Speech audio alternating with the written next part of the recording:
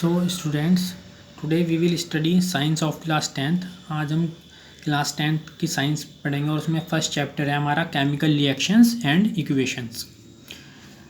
अब chemical reactions की definition देखते हैं। सबसे पहले हम whenever a chemical change takes place in a substance then it is called chemical reaction. जब भी कोई किसी सब्सटेंस में केमिकल चेंज आता है तो उसे हम क्या बोलते हैं? Chemical reaction. फॉर एग्ज़ाम्पल, जैसे कि हमारे पास में मिल्क है, अगर हम उसे बहुत देर तक रखें, फ्रीज में ना रखें या गर्म ना करें तो वो ख़राब हो जाता है। तो इसमें क्या आया? मिल्क में केमिकल चेंज आ गया है, जिसे हम क्या बोलेंगे? केमिकल रिएक्शन हुई है इसमें।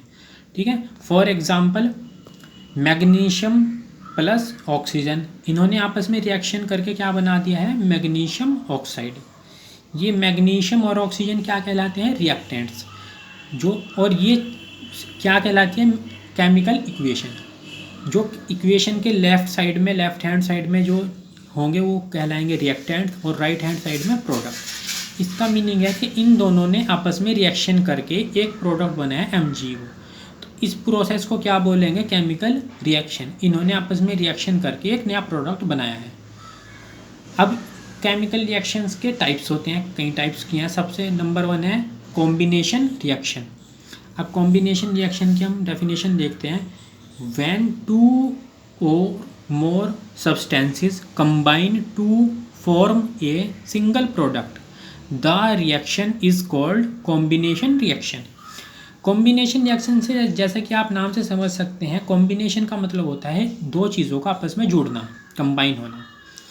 अब इसमें जब 2 या 2 से ज़्यादा सब्सटेंसेस, 2 या 2 से ज़्यादा पदार्थ आपस में कंबाइन होकर के एक सिंगल प्रोडक्ट बनाते हैं तो इस रिएक्शन को क्या कहलाते हैं? कॉम्बिनेशन रिएक्शन कहते हैं। ठीक है। अब एग्जांपल की हेल्प से हम समझेंगे।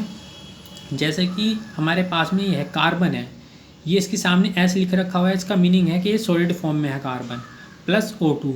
ऑक्सीजन है, ये किस फॉर्म में है? गैसेस फॉर्म में। इन्होंने रिएक्शन करके क्या बना दिया है? कार्बन डाइऑक्साइड, जो एक गैसेस फॉर्म में है। ठीक है। इन दोनों ने आपस में कंबाइन होकर के एक नया प्रोडक्ट बनाया है, कार्बन डाइऑक्साइड। तो इस तरीके की रिएक्शंस को क्या बोलेंगे हम? Combination reaction. ठीक है। अब सेकंड 1 है डिकम्पोजिशन रिएक्शन। अब जैसे कि आप नाम से देख सकते हैं, डिकम्पोजिशन का मीनिंग है कि ब्रेक डाउन होना, एक चीज़ का कई सारी चीज़ों में टूटना, 2 चीज़ों में टूटना, यानी उसके टुकड़े होना। When a single reactant decomposes to give simpler products, it is called decomposition reaction. When a single reactant, जब एक सिंगल रिएक्टेंट है, जो हमने जैसे कि भी पढ़ा है कि जो इक्वेशन के लेफ्ट हैंड साइड में हुआ करते हैं उन्हें रिएक्टेंट बोलते हैं, वो डिकम्पोज होते हैं, टूट जाते हैं। टू गिव सिंपलर प्रोडक्ट्स, कुछ सिंपल प्रोडक्ट देने के लिए, कुछ छोटे प्रोडक्ट देने के लिए टूट जाते हैं। तो इस तरीके की रिएक्शंस को हम क्या बोलते हैं? Decomposition reaction. अब इसका हम एग्जांपल देखेंगे।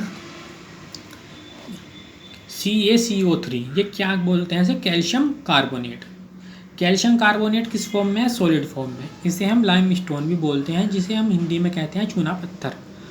अब इनकी ये क्या हुआ है? देखिए, सिंगल प्रोडक्ट है एक, ये सिंगल रिएक्टेंट है, ये एक सिंगल रिएक्टेंट है। अब इसे हमने हीट दिया है, इसे हीटअप करके किसमें टूट गया है? ब्रेक डाउन हो गया है 2 प्रोडक्ट में। फर्स्ट 1 है कैल्शियम ऑक्साइड, जो सॉलिड फॉर्म में है, जिसे क्विकलाइम के नाम से भी जाना जाता है। और प्लस क्या है? Carbon dioxide. ठीक है। ये किस फॉर्म में है? गैसेस फॉर्म में।